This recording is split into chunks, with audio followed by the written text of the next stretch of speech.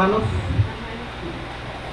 Libro de Efesios capítulo 4, versículo 30 al 32.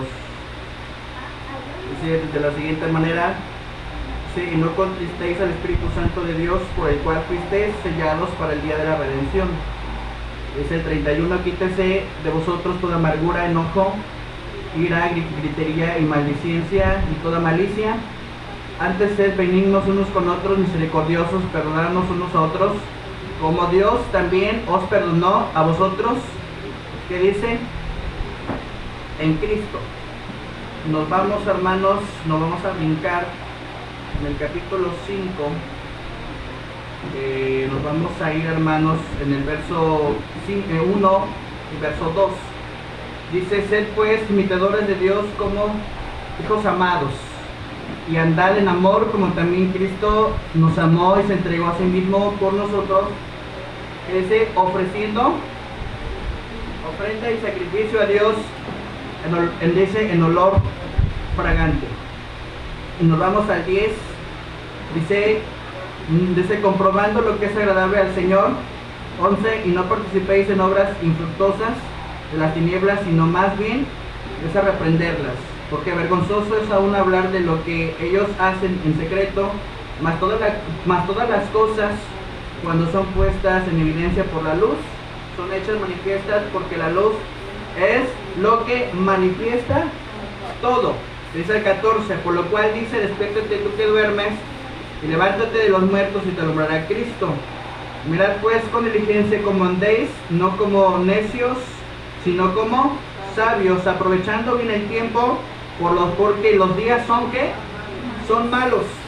Y dice el 17: por tanto no seáis insensatos, sino entendidos de cuál sea la voluntad del Señor. Cierra tus ojos. Gracias, amado Dios, en este momento que vamos a hablar de tu palabra, Señor, que seas tú hablando nuestra vida, que seas tú, Señor, hablando nuestro corazón, pero que también, Señor, te pedimos que esta palabra, Señor, sea de bendición para nosotros.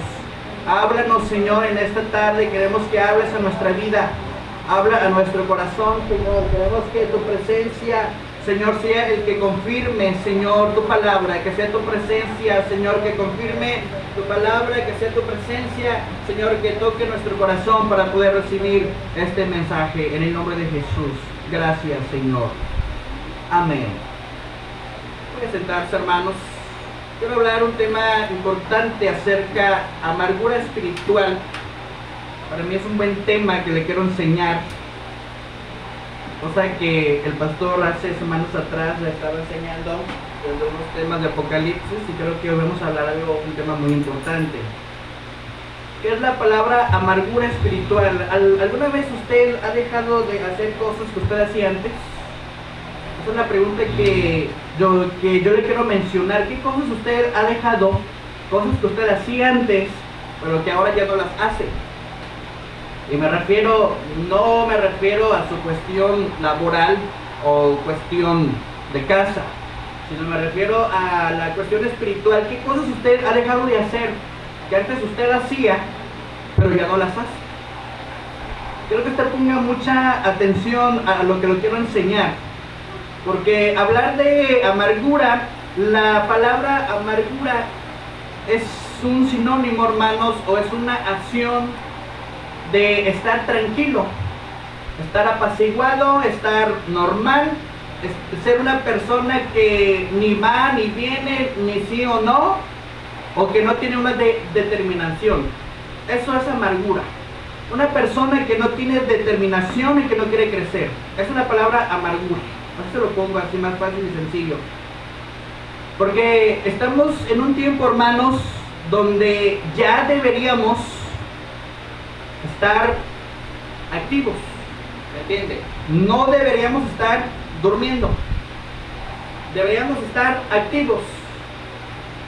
No se preocupen por la demás gente que no está aquí, déjelos que duerman, porque la vida espiritual, hermanos, se pone en peligro, hermanos, cuando nosotros no buscamos la presencia del Señor. Cuando una persona desea de la presencia del Señor, aquí vamos a estar. Cuando una persona en verdad, hermanos, Dios quiera tratar con él, pero que esa persona quiere tratar con Dios, aquí vamos a estar. Porque Dios no va a buscar a la gente para que regrese. Nosotros tenemos que regresar a Dios para que Dios nos bendiga. Nunca va a haber, hermanos, que Dios los va a andar buscando, ¿no? Sino que la gente tiene que regresar a casa porque ellos necesitan.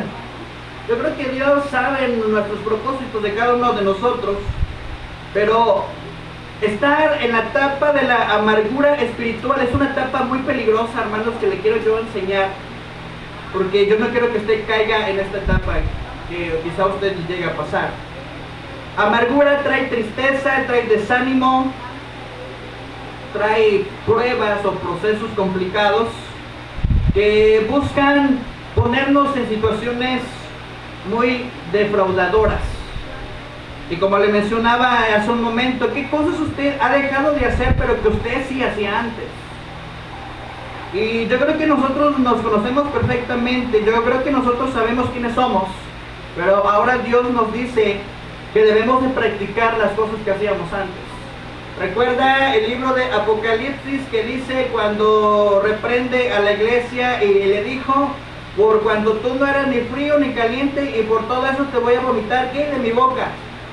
En pocas palabras, si tú no tienes una determinación, ¿sabes qué? Mira, pues para mí pues no va a tener sentido tu vida.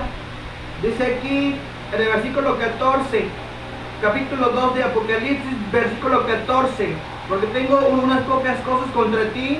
Dice que tienes ahí y los que retienen la doctrina del Belzebú que enseñaba a Balac y ponen tropiezo entre los hijos de Israel y comen de cosas sacrificadas a los ídolos y comer, dice, y cometer fornicación. Y ahí menciona lo demás, lo demás y lo demás y lo demás.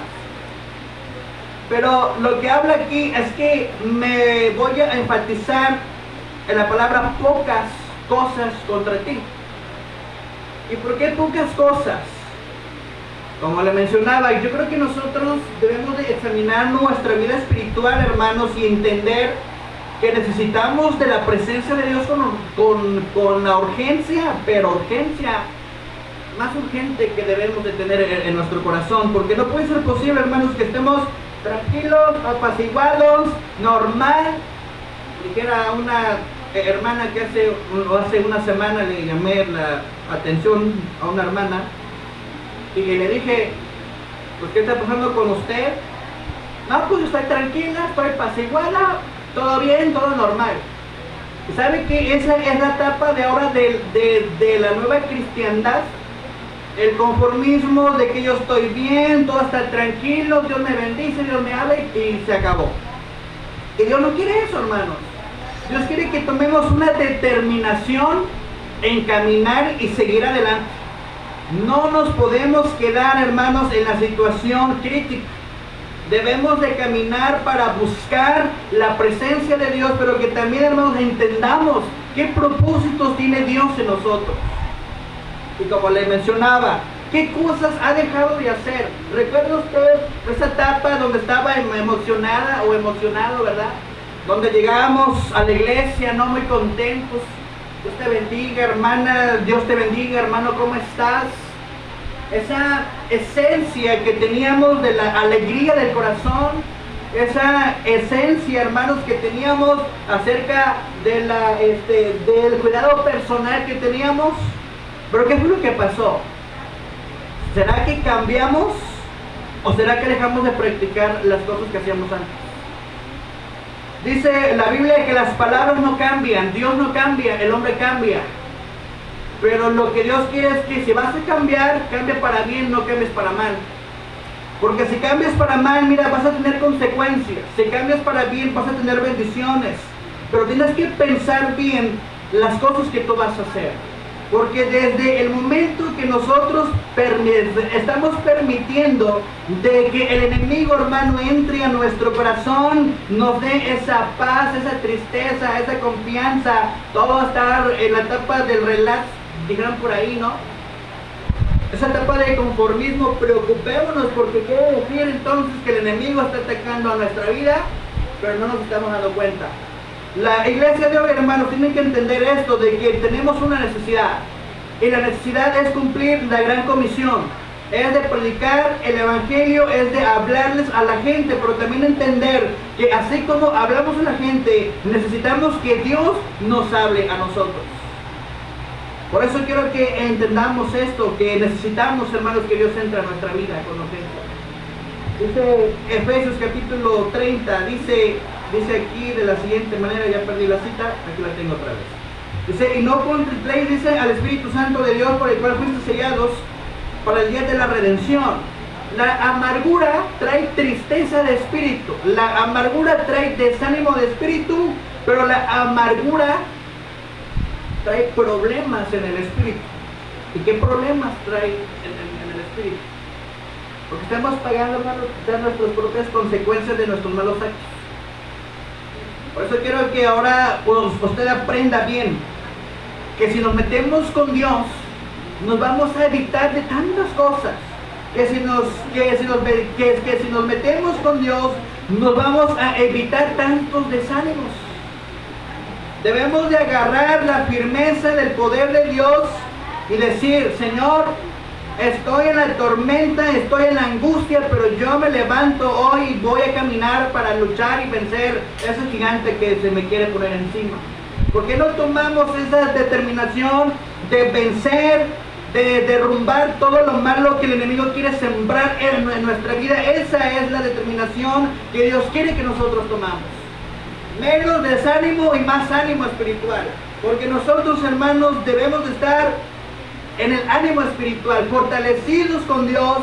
Debemos de estar en la etapa, hermanos, de que necesitamos buscar con Dios, donde no necesitamos, hermanos, dar quizá de nuestros propios recursos, sino compartir la presencia del Señor en este tiempo actual.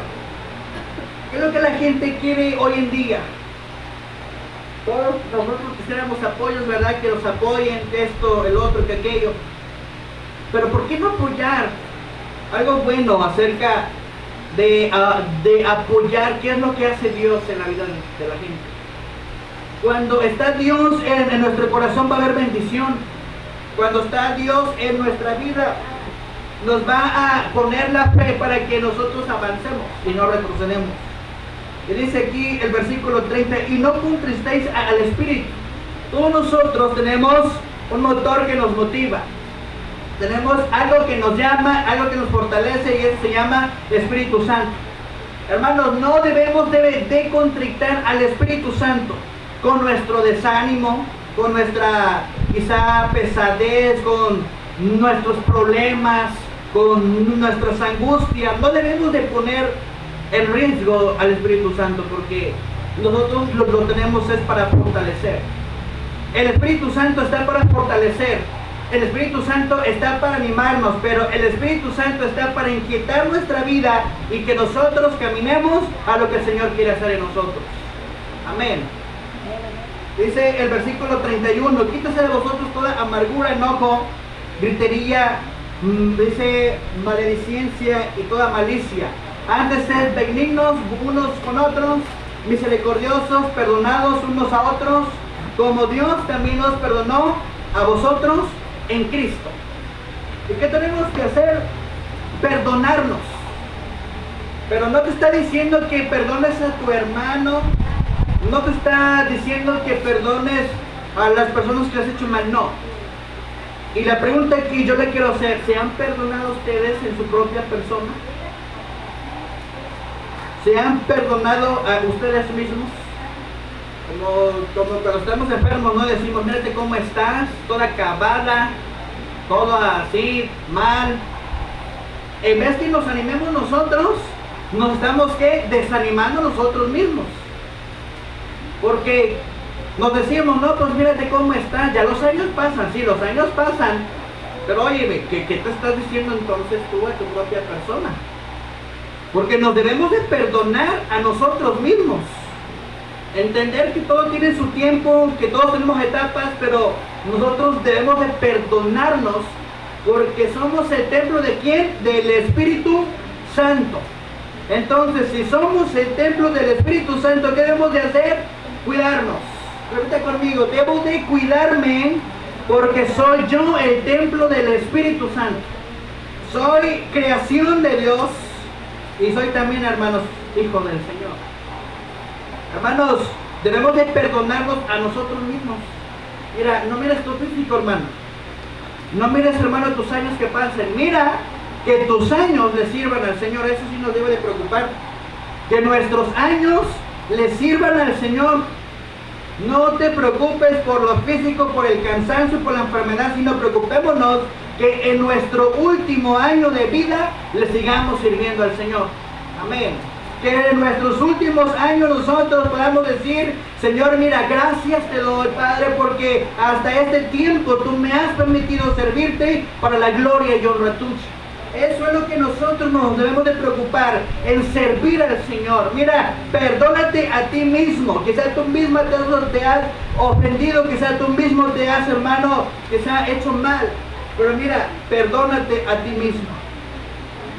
Toma tu cruz cada día y mira y sígueme. Ya, así como quizá tú quieres perdonar a toda la gente, pero si tú no te perdonas a ti mismo, entonces ¿cómo quieres que la gente te perdone si yo no soy perdonado yo mismo?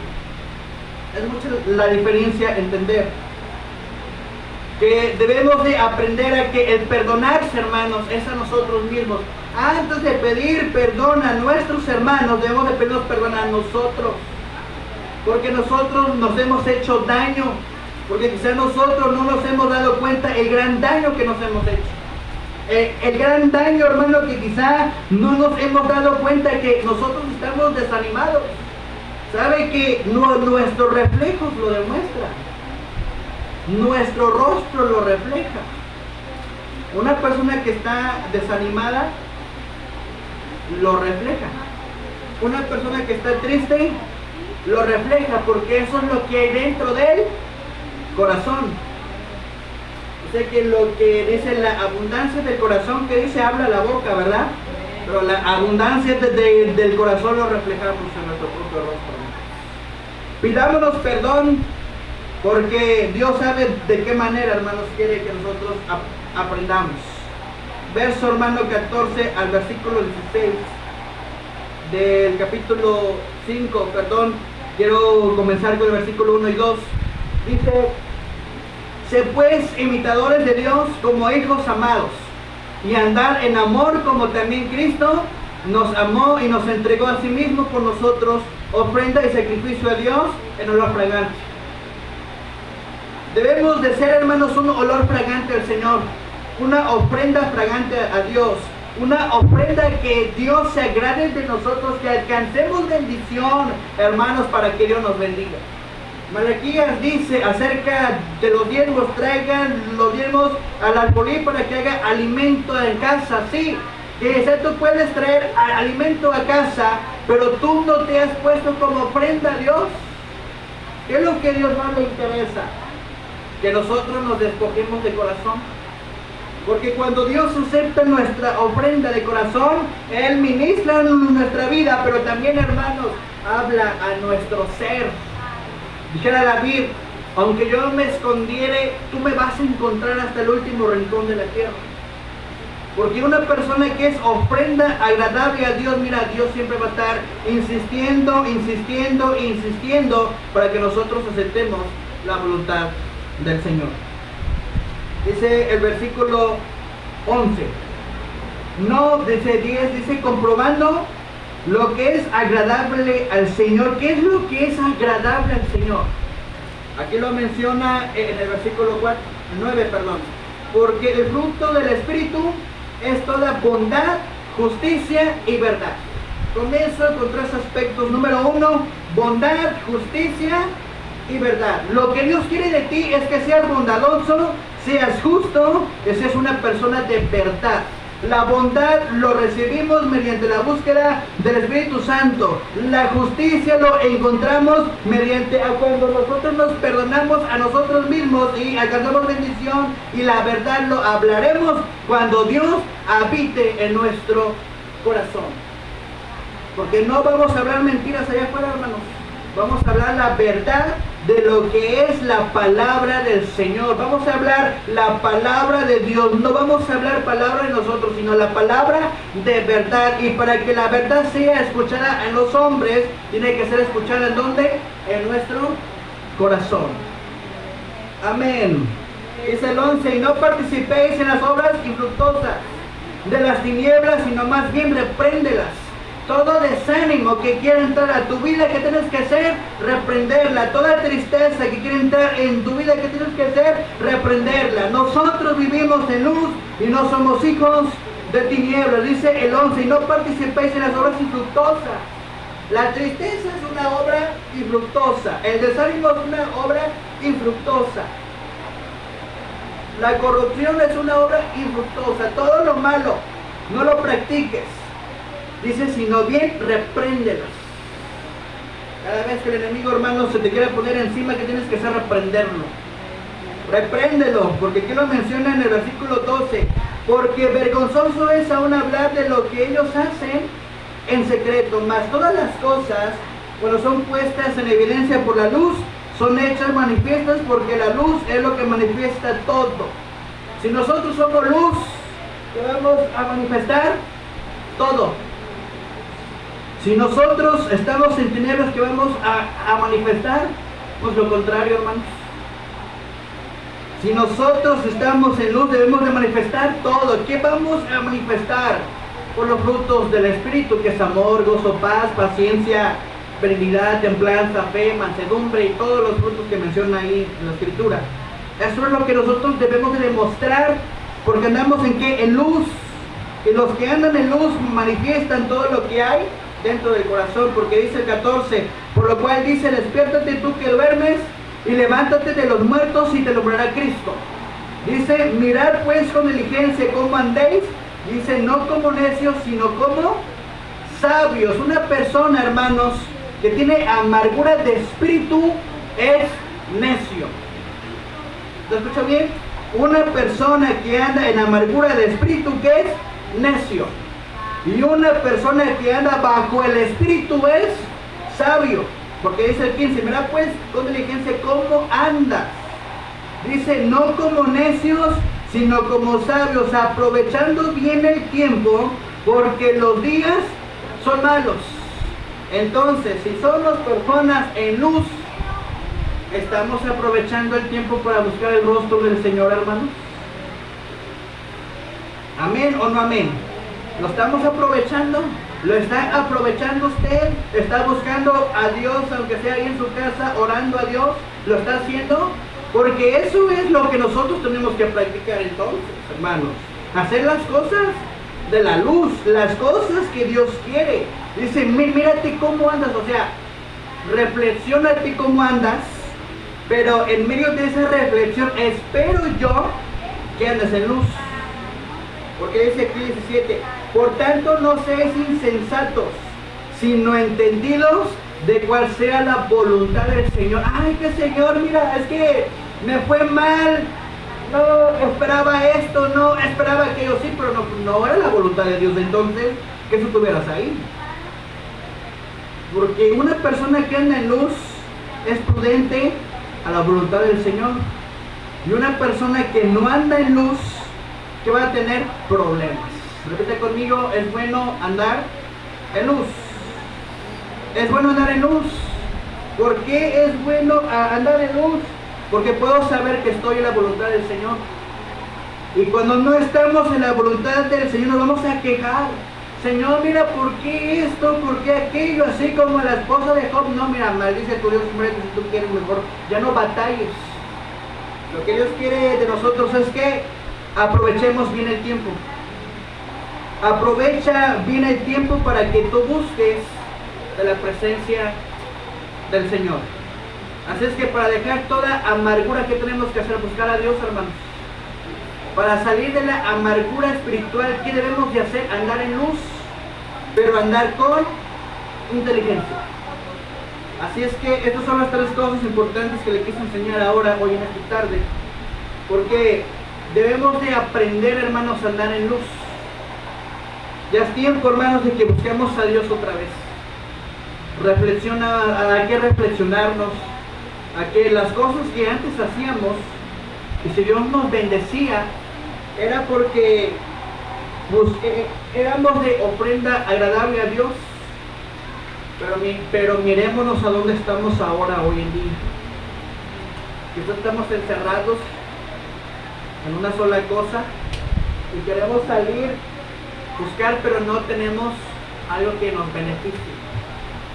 No tenemos algo que nos beneficie, algo que nos motive.